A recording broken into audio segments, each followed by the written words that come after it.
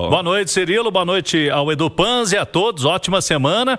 E é a semana de Atlético e Del Valle. Amanhã esse jogo importantíssimo para a temporada do Atlético, Cirilo. Tanto que o clube divulgou agora há pouco que os ingressos estão esgotados para esse jogo. O torcedor já vinha tendo dificuldades para a compra online no site do Atlético nas últimas horas.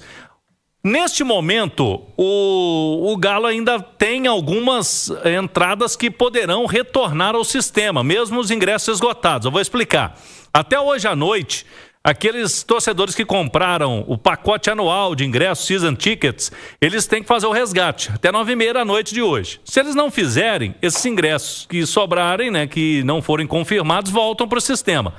O público total para amanhã, ingressos disponibilizados, são mais de 43 mil. E ainda tem aqueles torcedores, cadeiras cativas, camarotes, que poderão resgatar os ingressos. Então, casa cheia para 40 mil atleticanos amanhã na Casa do Galo. E chegando a esse número de 40 mil, o Galo vai atingir o público total de mais de 2 milhões de torcedores na Arena MRV desde a inauguração do estádio, que foi em agosto de 23. Até aqui são 61 jogos disputados, uma média de mais de 33 mil torcedores na Casa do Galo, na Arena MRV. Agora indo para campo, Cirilo, o time fechou preparação hoje cedo, com treinamento tático. Treinos são fechados, então mistério no Atlético quanto à escalação da equipe, mas além de finalizações, o time treinou pênaltis. Amanhã, qualquer empate leva a decisão direta para os pênaltis. O goleiro Everson normalmente já estuda muitos adversários. E ele vai estudar os cobradores do Del Valle bastante, principalmente de hoje para amanhã.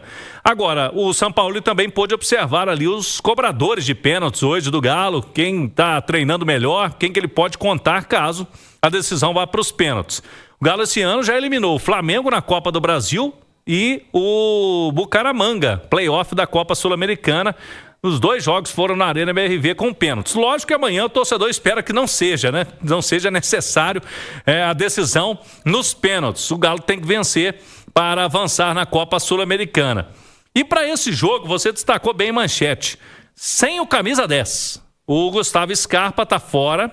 E não só desse jogo, mas no fim de semana também contra o Internacional. Está suspenso nos dois campeonatos, terceiro cartão amarelo. Mas para amanhã, o que pode fazer o Sampaoli? Eu creio que tem essa vaga em aberto. Nas demais posições, o Sampaoli vem colocando aí um time. Ele deve colocar um time muito parecido com o que jogou lá contra o Del Valle. O jogo de ida com os 3 zagueiros. O Everson no gol, Juan, Vitor Hugo e Alonso. Desses 3 aí zagueiros, 2 são titulares absolutos no Sampaoli, o Vitor Hugo e o Alonso. E o Juan vem conquistando aí aos poucos também a confiança dele.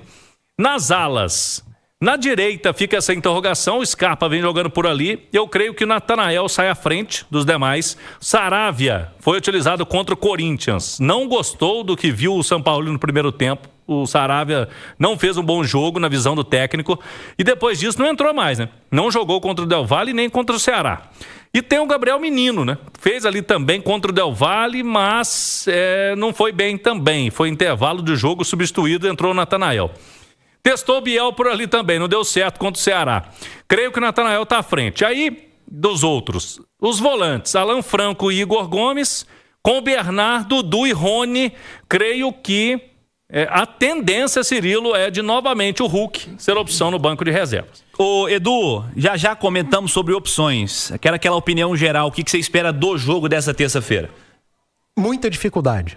Muita dificuldade, é um jogo de mata-mata, não há vantagem. A vantagem do Atlético é jogar em casa, ter o apoio do seu torcedor que vai em massa, esgotou os ingressos, mas é um jogo dificílimo. O Atlético vai oscilar até a última partida do ano. Claro que o torcedor quer que o Atlético vá à Assunção, decida a Sul-Americana, que chegue contra o Vasco no Campeonato Brasileiro, já livre de qualquer possibilidade de rebaixamento, quem sabe até brigando ali por um G8, G7, se tiver, caso tenha na tabela de classificação, que eu acho muito difícil acontecer também, mas vai oscilar.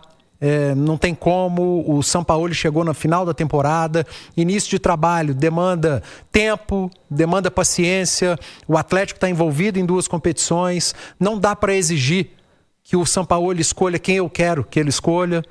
que os melhores sempre joguem, porque o Felipe Luiz não está fazendo isso, o Abel Ferreira não tem condição de fazer isso, e o Sampaoli muito menos, né? Até porque ele perdeu o melhor zagueiro dele, o melhor volante, o melhor atacante. Ele não tem Lianco, o Alexander ainda não tem condição, o Coelho não joga. Então, a vida dele não é fácil. O Atlético também está estrupiado fisicamente, muita dificuldade, a parte mental, e diferente de Flamengo e Palmeiras, que estão envolvidos em 2 competições, ainda está no início de trabalho. Enquanto Flamengo e Palmeiras já há uma longevidade dos seus treinadores. Então a situação do Galo é difícil e todos os jogos do Atlético são difíceis. Pode ser contra o Palmeiras, pode ser contra o Cruzeiro, pode ser contra o Del Valle ou com o Ceará. Não esperem facilidade. O Atlético vai ter que sempre jogar no seu limite. E amanhã eu espero que o Atlético jogue no seu limite, entenda o tamanho do jogo, a importância e que supere todas essas dificuldades.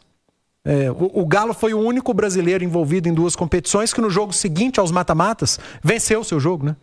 Porque Flamengo e Palmeiras não venceram e os 3 jogaram mal. Justamente por essa dificuldade física e mental. Não tem como, tá muito difícil para todos os treinadores no futebol brasileiro. O que dizer dos 3 envolvidos em 2 competições.